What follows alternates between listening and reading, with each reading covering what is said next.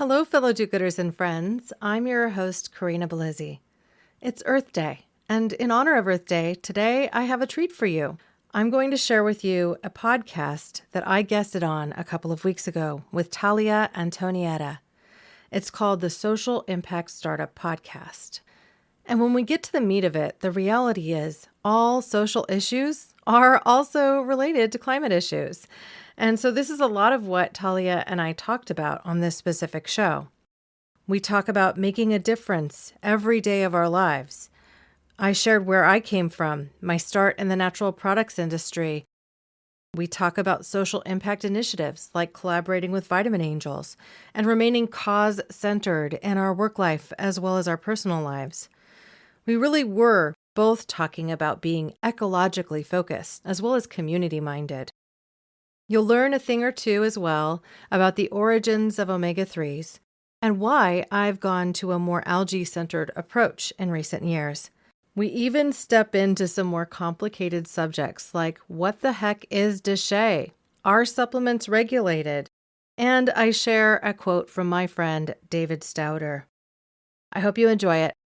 Without further ado, here's Talia.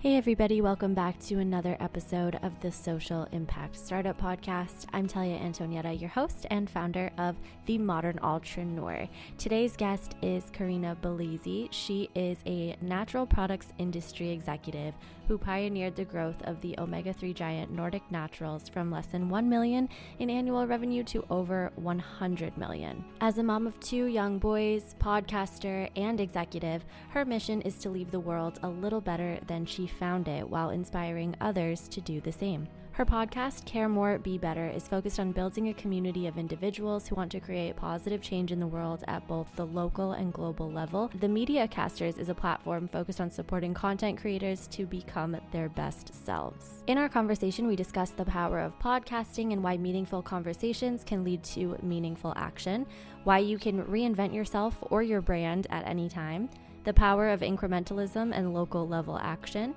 her advice for those looking to start a podcast, and why entrepreneurship can be isolating, but you don't have to go it alone. Corinna is working to pave a realistic roadmap towards a better future by helping people take action in ways that actually fit into their lives. So I really do look at the podcast as a service and also a call to action. I think people want to be more activistic. I think they want to get involved, but a lot of times you just don't know where to start. And so something as simple as like, well, heck, I guess I could go live in a tree house, but that's not practical. So how do I make a difference in my daily life? Taking action starts with doing what is accessible to you, and I think that Corinna is doing a great job at showing individuals how they can take action in their daily lives. There's so much great information ahead. I hope you enjoy this episode, and without further ado, here's my conversation with Corinna. Hi, Corinna. Thank you so much for joining me today on the podcast. Thanks for having me. I can't wait. I'm so excited to chat. You're actually the first guest that I featured who also has her own podcast as well. And we'll delve into that in just a little bit of time. But before we do, I always like to do a little bit of a walk back with my guests and kind of understand where you came from and how it led to where you are today. So give us a little bit of historical background of what are the relevant tidbits from your career, from your life experience that led you to where you are today. Well, don't like to go way back, but the reality I could sum up in a couple of sentences is I was born on a hippie commune. I was really connected to food early on. I remember literally having my mom walk a goat into the kitchen, into a yoke, and milk it for morning milk. And so these sorts of things were just endemic into my daily life. And it meant that when, I went to the grocery store, I knew where food came from. And so I kind of was born into the natural products industry. And even though I pursued studies in archaeology and anthropology and did digs around the world, I gravitated towards natural foods and supplements. And so I've spent essentially a lifetime at this point in the study of health and nutrition. I've worked to build nutritional brands, but also regenerative brands, brands that give back, that are working to make an impact. Over the course of a decade, I worked as a second in command at Nordic Naturals as a sales, marketing, and education leader. And I was hyper-focused in that case of correcting the global omega-3 deficiency, which is very, very purpose-driven, right? So it was kind of product as the focus, but at the same time, we would participate in all sorts of initiatives around the globe, like funding dogs for veterans, so service animals for veterans, or parks for kids in inner cities, or, making sure that we were part of the Thrive to 5 campaign with the Vitamin Angels, and just really keeping cause at the center of what we were doing. And a couple of years back, I've been out of Nordic Naturals for a while. I've continued working in the natural products industry. I'm no longer as crazy about fish oil, still just as crazy about omega-3s, but I'm really trying to go to more ecologically friendly plant source bases and have been spending time working on that more vegetarian, vegan side of the industry over the past few years, and went back to school and decided to get my MBA and started a podcast that connects to the social impact and sustainable things that I'm passionate about, because I just wanted to kind of double down on all those efforts and try to make the world a better place through communicating with all sorts of people that also care. So that's kind of the 1-2 punch. Yeah, no, that's a great elevator pitch. A little longer than an elevator pitch, but it's like a good, concise segue into everything that you're creating, which is really great. I'm a little curious about why, and I'm sure we'll delve into this a little bit more, but why you're focused on omega-3s coming from fish, coming from algae. Can you talk about why that's beneficial for our society? Well, here's something that was shocking to me. And it shouldn't have been shocking to me, but I worked for 9 years focused with Nordic Naturals on omega-3s from fish, sardines, anchovies. I started to push for an algae source when I was there, and we did do one for a while that we called Veggie Omega with a vegetarian shell and an algae oil inside. And what I learned in the process of doing that was that fish got 100% of their omega-3s from the algae they eat. So they're not actually making it. They're not making the EPA and DHA in their bodies. I always thought they were. I thought they were kind of like the segue for us, and we were meant to eat these fish in order to get EPA and DHA, because if you could eat like a bag full of flax seeds and you're not going to get the same EPA and DHA from that because your body has to convert it. That's the technical side of it. You have to convert all the ALA into EPA and DHA. The algae does it for us.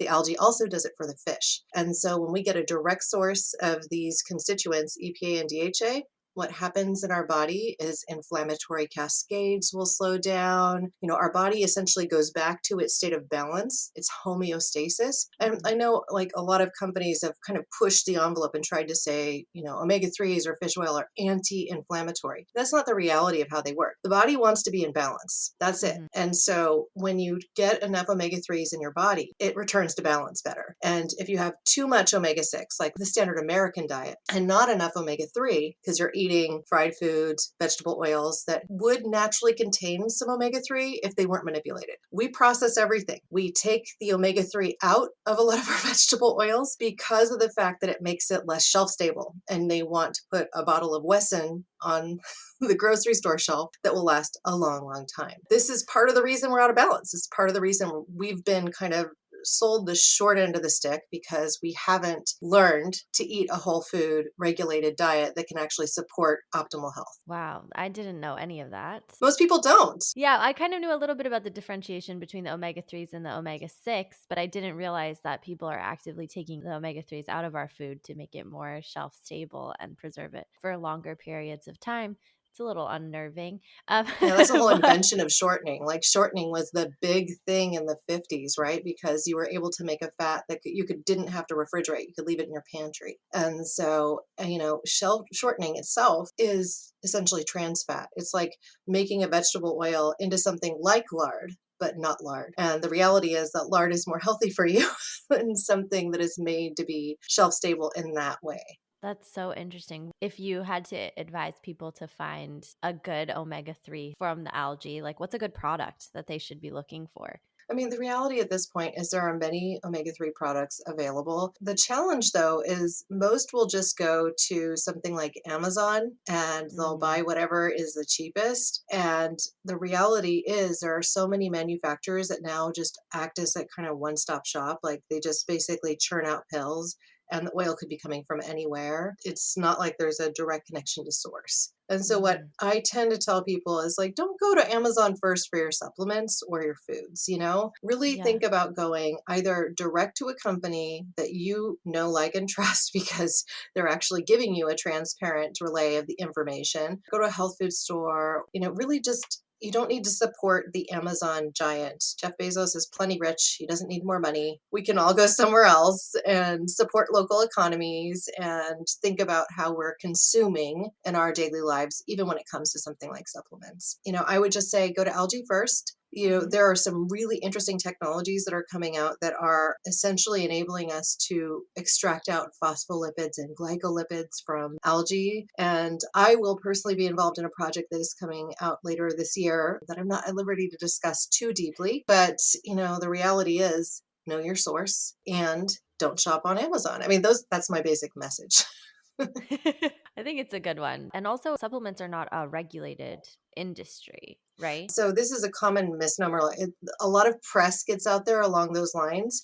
In 1994, the Dietary Supplements Health and Education Act was passed through Congress. And what it did was it enabled the FDA to regulate supplements. It also preserved the ability for supplements to remain in circulation. And, essentially we all have to adhere to these good manufacturing practices and current good manufacturing practices in order to offer a supplement on the market today. So it's not like supplements are unregulated.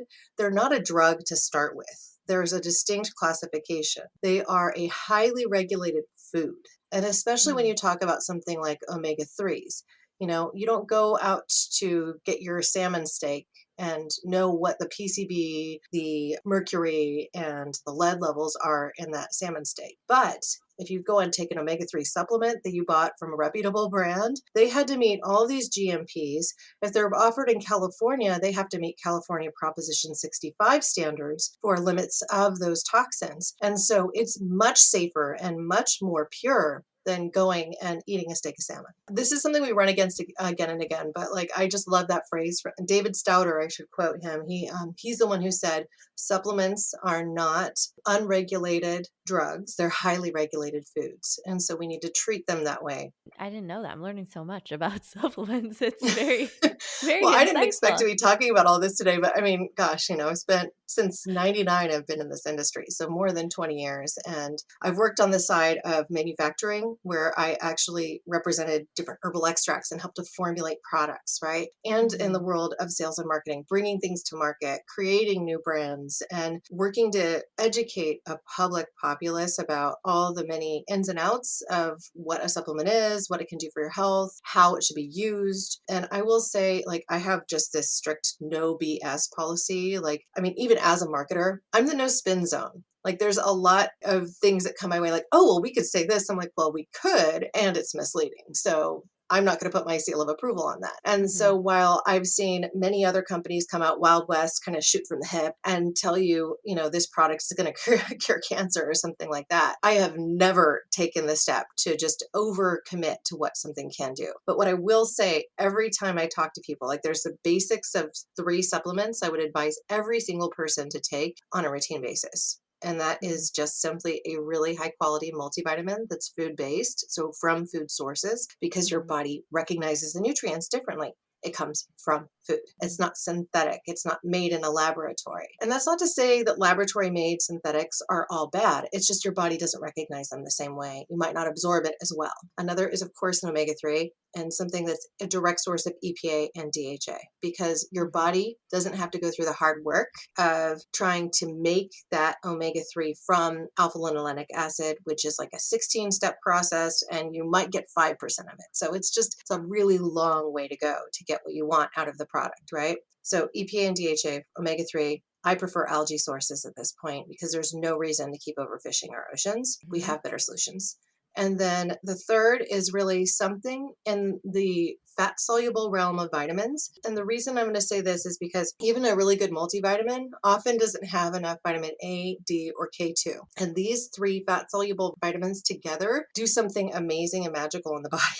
They basically regulate where your calcium goes. And so we know that most people have challenges, even as young as the age of 6, with some arterial sclerosis, which is hardening of the arteries, because of our diet and our activity levels. If you get vitamins A, D, and K2, what they do is they act like the police in your system to tell your body, hey, calcium, go to my bones, go to my teeth, keep those strong, but don't sit around in my soft tissues. Vitamin A helps you remodel your bone. Vitamin D helps you absorb calcium. If you miss vitamin K2, then what happens is you remodel your bone. Sure, you lose calcium into your bloodstream. You've got a lot of vitamin D.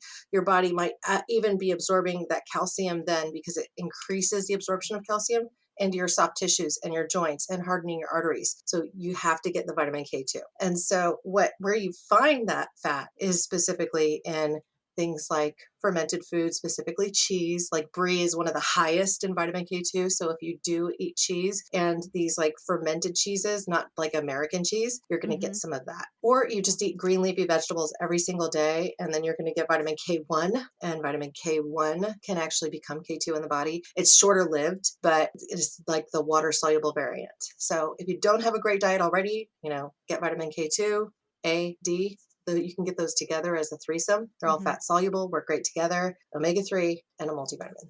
I've written all of that down as you've been talking because I need to up my own personal supplements. But I think that's very insightful for people. Just as we, even on this podcast, talk a lot about our personal wellness and being able to show up and feel the best that we can possibly feel in order to make a larger impact in the world. So I think it's very helpful and insightful for people who are in the social impact space to also take care of themselves, for everybody, obviously, but specifically when you have a big mission in the world, you really have to show up for yourself first because it takes a lot out of you. No matter what you're building, it really requires a lot of your energy. So I'd love to segue a little bit into talking more about why you chose to launch your podcast, Care More, Be Better. You obviously have a wealth of knowledge from the food space, and your podcast is focused on social impact and sustainability specifically. What was kind of the impetus that you were like, I think I'm going to launch something to have these really important conversations with people? I was in the midst of my grad school. I was going to be graduating in less than a year, right, with my MBA after spending 20 years building brands, basically saying, I want the education cred too, and I want to see where there's holes in my knowledge. And I had to spend quite a bit of time preparing things for presentations and speaking in front of people. And I'm like, I both love to do this and it's not hard for me. Like I already have these skills, right? I've done media tours. I've been on radio, both nationally syndicated and in studio at WR Radio in New York, which is like the biggest radio station that there is, right? And also on, over the phone doing kind of terrestrial radio as well. And then also on podcasts. And I'm like, well, heck, I already have all these skills. I have listened to Terry Gross and NPR and like Car Talk since forever. And, I have something to say. I have something to share with the world. I want to double down on this effort that I've been putting into the space, to really get people to care a little bit more about the issues that we all face so that we can create a better world together. So that's why I called it Care More, Be Better. I think of it as an invitation, and unlike all my experience in the business world, what I'm really working to do through that show is to reach a consumer that may be on the precipice of something, an individual, not necessarily a business, though I know I'm listened to by many business owners and I do feature entrepreneurs. I am working to reach people and to really kind of invite them in to learn more about something that might be really complicated. And so, for instance, I was able to interview Paul Hawken about his work in the Drawdown Project and regeneration as a whole, really all of his work in the environmental field, and then spent an 11 episode series digging into the work of regeneration and going through it in book report style, basically telling people what the chapter covered, educating them on the content of the book, and then offering commentary and thoughts about some of it, and even a few chuckles because some of his metaphors are quite humorous. And so I figure, in this world where so many of us is living fast and we don't have a lot of time to read, I did this as kind of a service so that anybody in my fold who had come in because they were worried about sustainability or regeneration or concerned with social issues that all kind of interlace and impact one another within this sustainability message, that I could be of service to them. So I really do look at the podcast as a service and also a call to action. I think people want to be more activistic. I think they want to get involved, but a lot of times you just don't know where to start. And so something as simple as like, well, heck, I guess I could go live in a tree house, but that's not practical. So how do I make a difference in my daily life? So I even have done little things like work to create a 5-step guide to unleash your inner activist, like really just a 6 or 7 page document that gives you some guidance and kind of a workbook format, but also then resources that you can go to learn more. Again, it's like about getting engaged, about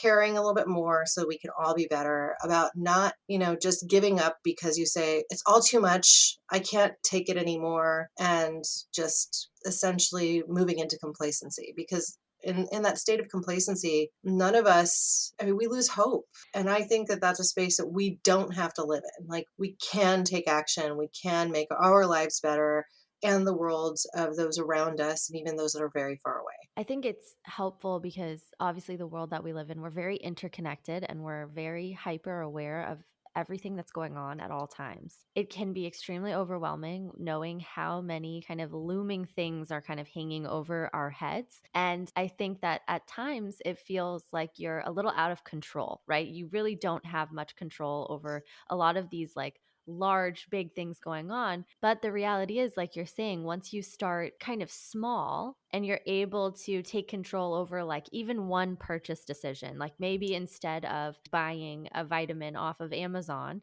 you're buying a vitamin from a health nutritionist or, someone who's more local, helps serve your community. That tiny shift, it's small in the large scale of our giant world, but it's big in your personal life. Yeah, it's the power of incrementalism, right? Like, you do one small thing and then another small thing and then another small thing, and then collectively the whole becomes bigger. One of the things Yeah. I did in my local neighborhood was I kept sending letters to my local municipality for garbage collection because I was disappointed that they didn't have a compost program. And I know most people will not compost unless they have something that's simple. Like, so even if you say to somebody, oh, yeah, you can get a little can and you can go ahead and compost it and get this composting system and then put it in your garden, the number of people who are actually going to do that are definitely in the minority. But if you make a change, like for instance, your local municipality now says, you can put your food scraps in your green waste bin, then suddenly everything changes. Like, people can get engaged. And so I know that my voice wasn't the only voice that contributed to that shift, but I just got a notice in the mail last month which said that our local area is now accepting compost scraps in the green waste bins. So that's a win. It's a win.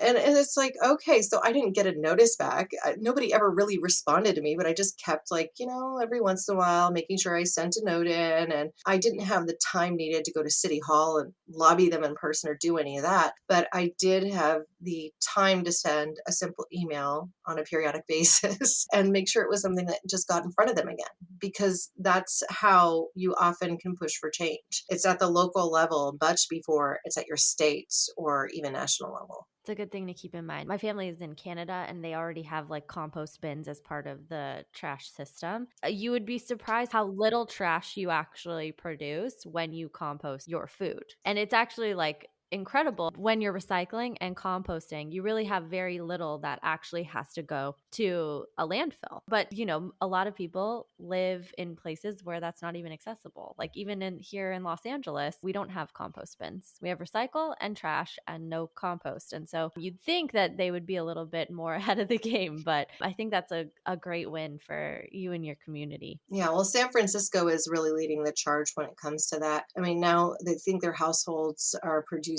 something like 15% of the waste that they were before because of their recycling programs and everything that they have going for them in that area now.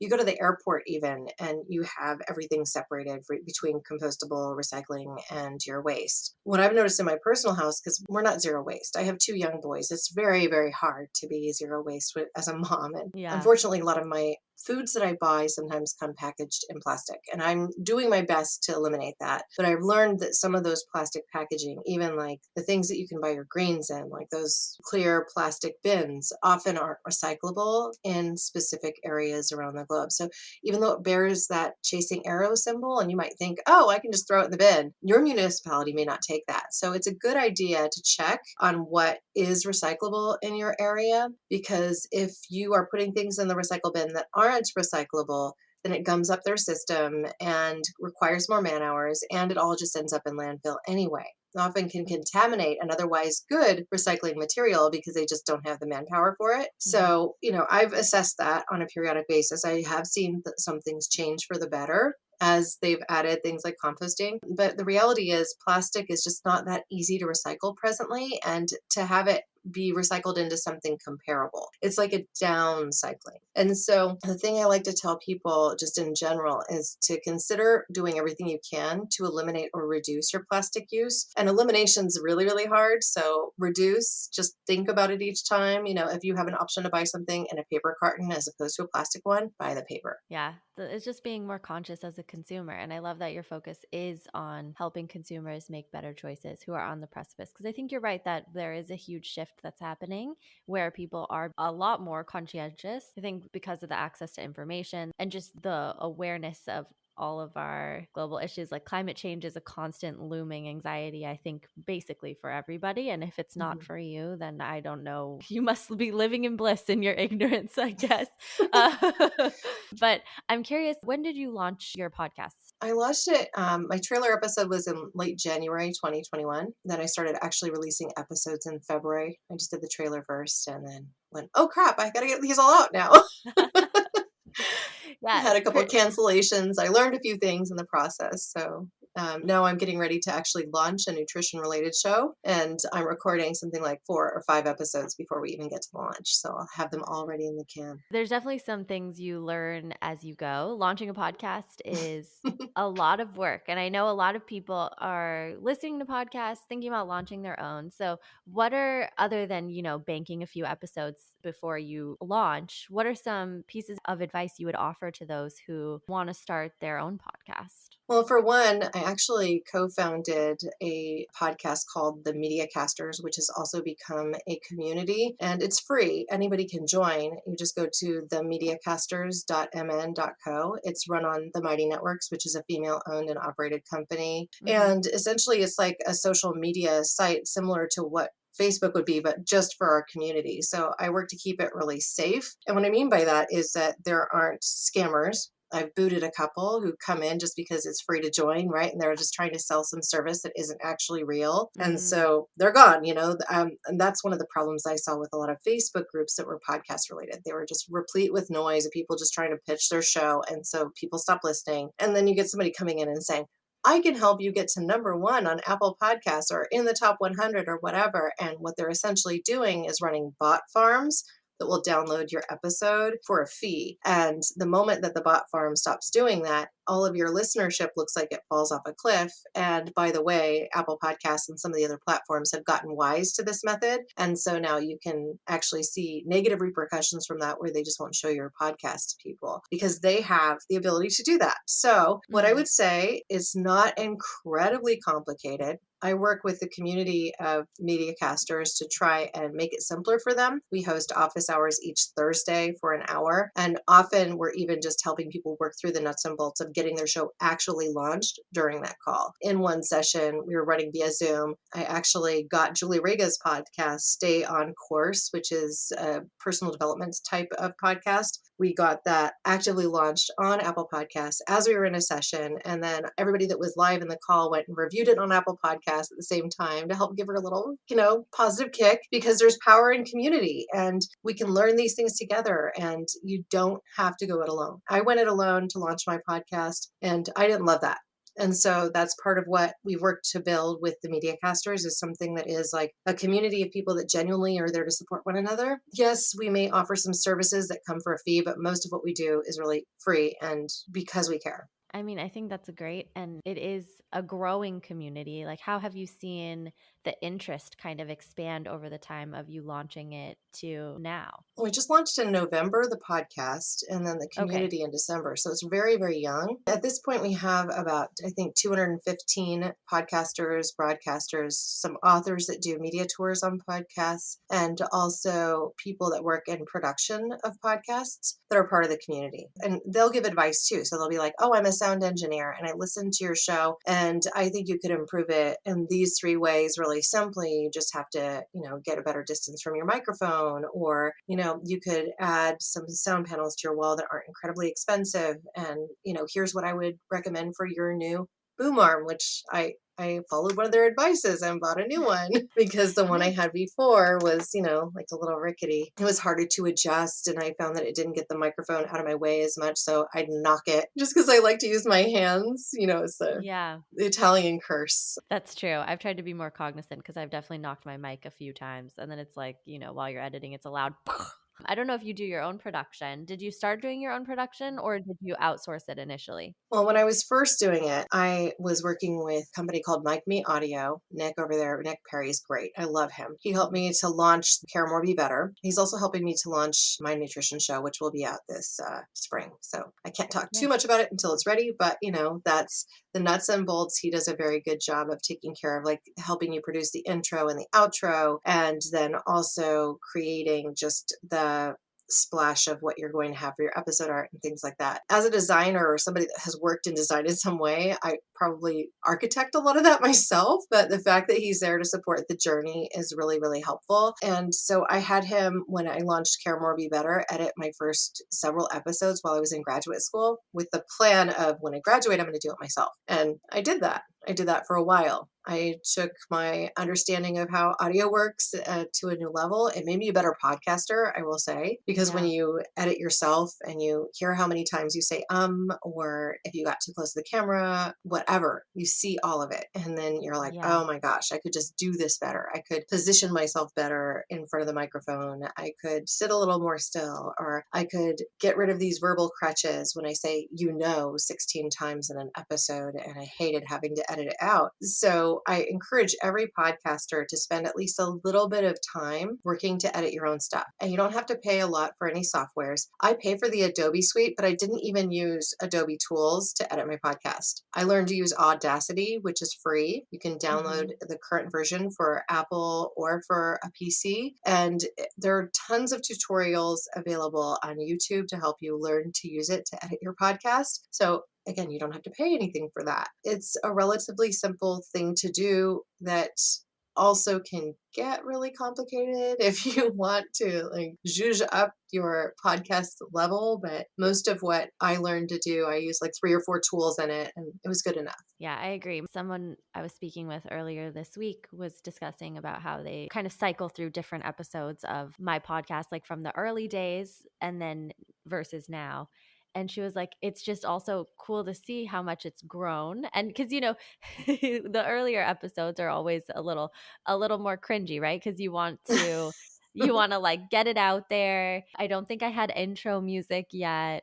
I didn't know how to like finesse things to sound really like an appealing podcast. And Mhm. actually, I got some early advice from someone who I had interviewed on the podcast, but also she was like really good in production and she gave me some early advice. And I also have friends who are musicians who produce Mhm. music all the time, help me figure out how to edit and make things sound tolerable to your ears. But it is true, you become very like finicky about how things sound and you just become more cognizant. But yeah, there's so much you can learn from either your network or from like the University of Google, as so many That's right. people Well, and reference. starting out doing a lot of it on your own, I think is actually really good for you on your development perspective, to really help you understand it and learn it. And then even if you are having somebody else edit it, you know what you can or can't edit easily. So it makes you more cognizant of their process. I mean, Mhm. at this point, some of the things I do now when I record podcasts, because I am having Care More Be Better produced about 50% of the shows by Podetize, I will actually in the episode itself say, okay, we're going to edit this section because I just got that,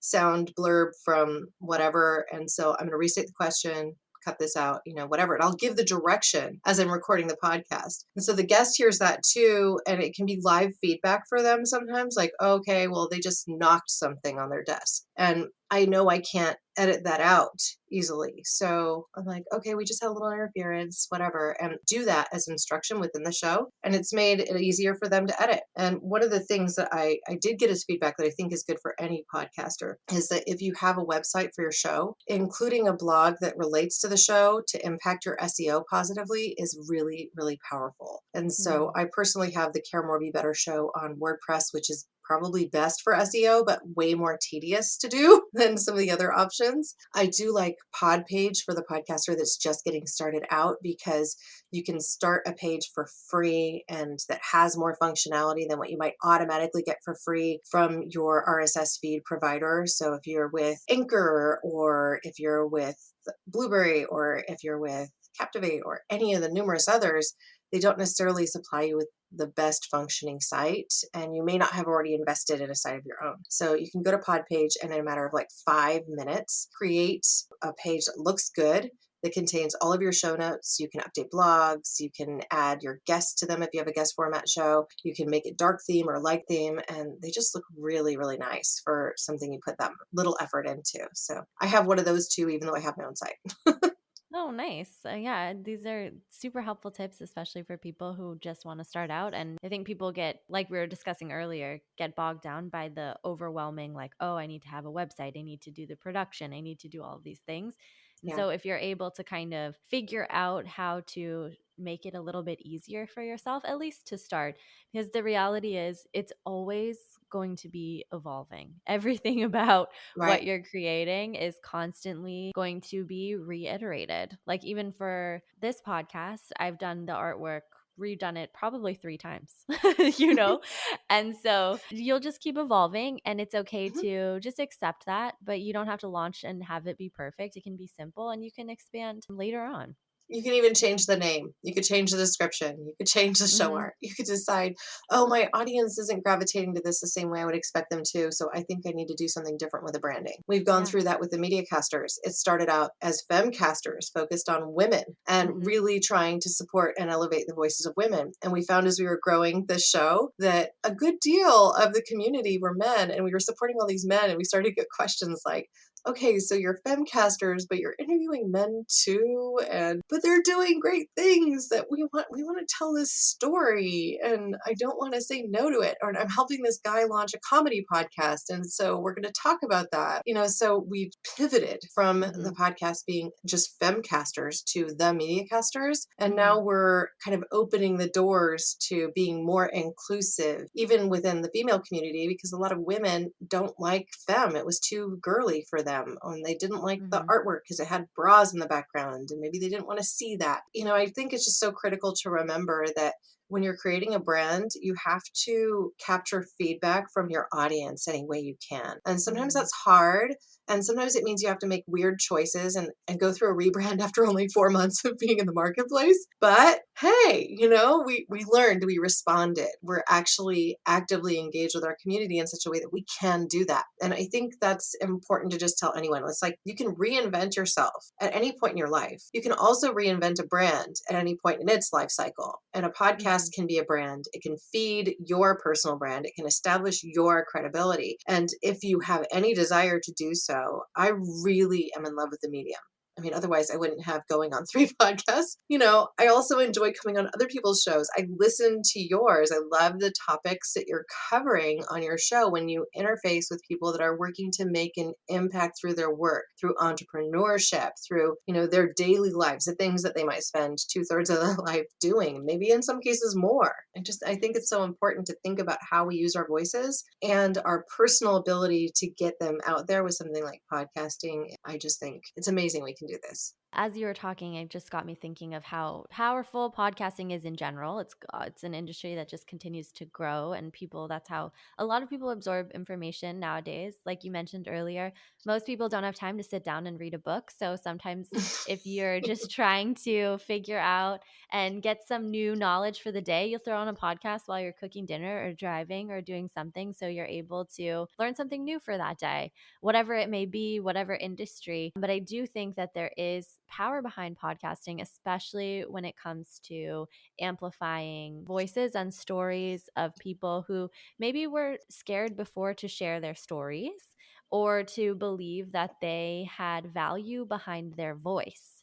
I know I kind of came from that perspective of, what do I have to say? The reality is, everyone has something to say. We've all had a life that we've lived, and we all can provide value in our unique and distinct ways. And I think podcasting is a really beautiful outlet for you to feel like you have power behind your voice without feeling too out of your comfort zone initially, because it's audio, right? So people can feel a little more comfortable knowing that it's just their voice and not them that I guess is being judged initially. And I think it's a powerful tool that people can use. Yeah, and the starter ground, I think, for many has been social audio. And so if you're going on Clubhouse or if you're going on the Wisdom app or Twitter Spaces, you're getting a chance to practice using your voice without having to worry so much about the way you might look when you're speaking or what you're wearing or whatever, right? Like you can just exercise that capability and think about if it's something that you might want to do in a different way. I actually recently tested recording a podcast on the Wisdom app,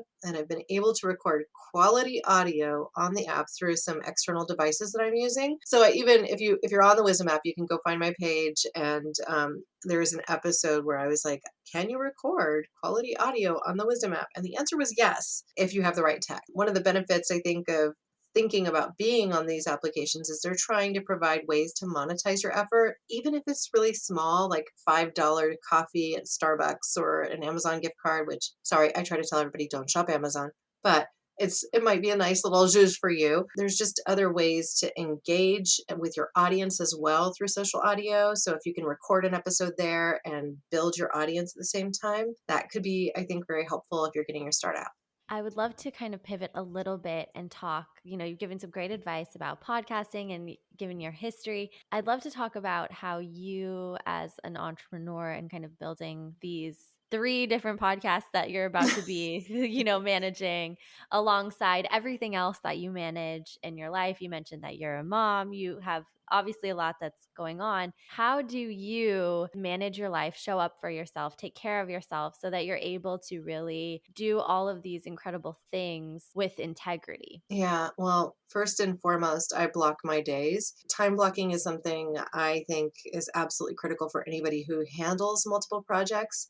For a long, long time, I worked for just one company and did just one thing. Right. So it Yeah. became very comfortable to do just one thing. And I found that boring after a while, right? Like after a decade or so of doing that, like, gosh, like it would be nice to have more variability in my day. And so I block my mornings specifically for my international work with my client, my primary client. And then I spend like the lunch hour often doing something specifically that's related to podcast growth, like audience growth or community management or something along those lines. And then later in the afternoon, I'm either recording shows or I'm getting to the gym or I'm revisiting my email and making sure projects are moving forward. So I've got this standing appointment for myself at the gym from 4 to 5 every day. I don't always make it, but I do most days. And if I'm not going to make it, I have some weights at home that I lift. So I'm able to like squeeze in a little bit. I have an animal. And the reason I think this is really important, a dog, right? That needs to get out every day. She forces me to take a walk. Like she'll just like sit here and like look at me or give me a tap on the leg with her nose. Like, it's time to go, mom. And so I will walk my son to school in the morning with my dog and then continue on a hike around my neighborhood. Getting outside and communing with nature, with my animal, with me, I think is something that just grounds me every single day. And it's something I do every single day. There's actually research that shows that people with animals live longer. And I think this is part of the reason. So, yes, I have a bearded dragon. I doubt that the bearded dragon is going to make me live longer, but the dog who makes me get outside and exercise and commune with nature and be in the woods, that will. So, yeah. And then, the evenings I spend with my kids. It's like, I pick them up 5 to 8 is theirs. And sometimes I have to pick up and do some more work in the evening. I'm working to write a book. So I might spend an hour or so on that. But really, it's just checking in with myself. And sometimes that check in when I'm on that walk with my dog, how am I feeling? Do I need another break today? Am I going to need to shuffle something? It's the check-in. I think that's so important. And I think I've even noticed it's been a little bit colder in Los Angeles this week, and people probably will laugh at me for saying that, So but there's it's frost been, on the ground here. I'm like, I have yeah. friends in Chicago saying it's 2 degrees here. Come on. I know. But okay, it was like 39 degrees the other morning, which is a little cold. Like, I love starting my day outside. That's why partially I live in Los Angeles, California, because I can go outside every day without also being miserable being outside. As someone who previously lived in New York, there's probably 8 months out of the year that you The are biting not. cold. Yeah. Yeah, The it's too sticky much. summers. There's probably 6 good weeks of weather on the East Coast, and it baffles me that I even lived there at some point. But like you're saying, I think being outside and getting sunshine in the morning, or at least at some point in your day, is so important. Also, just for your touching on earlier, how you're talking about your body wants to be in homeostasis. I think it helps us regulate ourselves, be able to sleep better, move better, be better. The whole theme, right? Care more, be better. And so I That's think right. the sunshine definitely adds to that. I know we're getting towards the end. So I'd love to finish by just asking you, what advice would you offer to entrepreneurs in general? Take away the podcast, take away anything like that. When you're switching gears from having worked for somebody else to really trying to implement and push forward something that you're doing on your own, what is the biggest thing that you found has helped you along that journey and you wish someone had told you when you started? That's a tough one. You touched on it, and I think I touched on it earlier too. You don't have to go it alone. Entrepreneurship can be really isolating. When you feel like, okay, I'm a party of one working to get this thing off the ground, either get to a point where I've got enough revenue to be able to hire some other people to help me, or get to a point where I'm going to go ahead and seek investment from external parties that are going to affect my business and potentially help me formalize a board and get other people involved that are going to guide the business forward. Great, fine. You can go those traditional routes. You can feel alone. You can sit there with your nose to the grindstone and feel isolated and feel alone. Or you can actually work to connect with people that you ask to be mentors and collaborators in some way. You can find a co-founder to support your journey who believes what you believe. And if you do that, then suddenly you're not going it alone. Suddenly you have somebody else or several somebodies else that you can connect with and say, here's my struggle, this is where I am, and this is what I'm hoping to do. What do you think? Because when we feel isolated, it's harder to make progress. It's easier to get discouraged. And if we're discouraged, we don't enter a creative space easily enough, I think. At least that's true for me. I will say too that you can connect with other founders and create kind of that founder to founder relationship of, hey, would you be willing to do X, Y, and Z for me? And I'll do X, Y, and Z for you. And that can kind of expand it out. The other piece I will mention is like, you can look at these mentors almost as your personal board. So maybe you're not at the stage of developing a board yet, but you might be a creative and not have a lot of financial knowledge, and discover somebody in your community that has more financial knowledge of how to run a business. And you say, okay, well, I'd really love for you to mentor me in this area where I have less experience or knowledge. Are you open to that? And really kind of develop that ongoing relationship.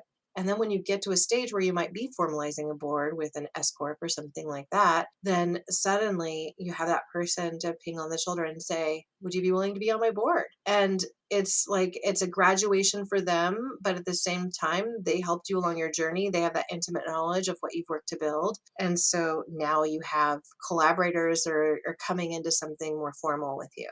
Now, that's just it. You don't have to go it alone. You can do all of your growth through community. It doesn't have to be a solo enterprise, even if you're the sole entrepreneur. I love that. It's such a solid piece of advice to end on. And Corinna, I want to thank you so much for taking the time to chat with me today and expand our community in kind of the social impact space. Before we go, just advise how people can get in touch with you. I think the easy way is to find me on LinkedIn. There's only one Corinna Bellizzi that I've seen there. So I do check my LinkedIn at least once a week. So you can send me a message there. CareMoreBeBetter.com is the podcast focused on social impact and sustainability. You can find it wherever you listen to podcasts. It's quite easy. And if you're interested in podcasting, broadcasting, media, and more, you can come to the Mediacasters community, which is the mediacasters.mn.co, and join for free.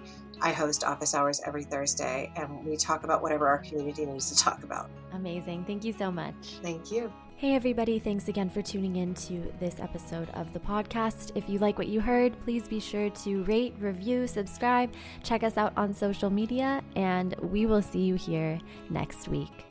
Music is provided by Esby Fonte. The song is Pico and Westwood. For more information, check the link in our bio.